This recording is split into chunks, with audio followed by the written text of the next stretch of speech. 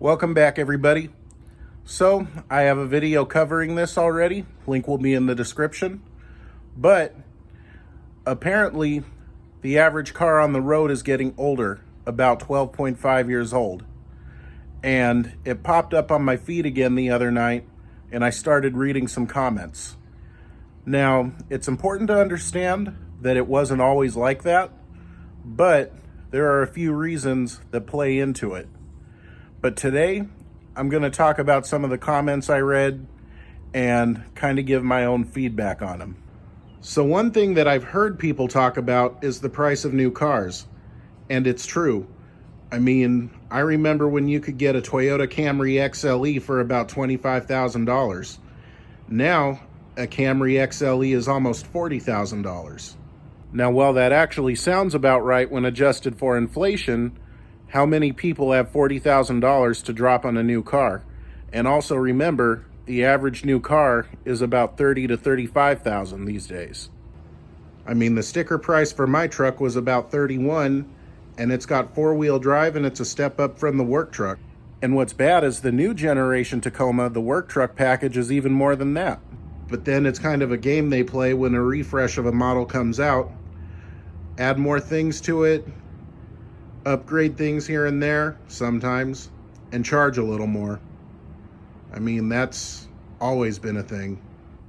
One comment I did see was, why buy a car that might still be on the road by the time you're done making payments? Well, the thing is, people like to get nostalgic and think 30, 40, 50 years ago everything was better, including cars. And the thing is, that's not always true. There have always been cars that have been rather junky, and as soon as they hit about 100,000 miles, they're pretty much done. But also, if you really want to go back 50s, 60s, and 70s, if you had a car that went 100,000 miles, you had a great car in those days, actually. Because 100,000 miles in the 50s, 60s, and 70s just wasn't often heard of. Kind of like a car with 300,000 miles today. In fact, maybe even more than 300,000 miles. I'll eat my words there too, because there are plenty of cars that are getting up there these days. Another comment is, oh, my 20-year-old car, my 25-year-old car still starts right up and gets me where I need to go. Why do I need to get into debt? And I mean, I get that. I mean, I'm not Dave Ramsey, but I'm pretty sure he said it's better to have an older car that you can afford than a newer car that you can't afford.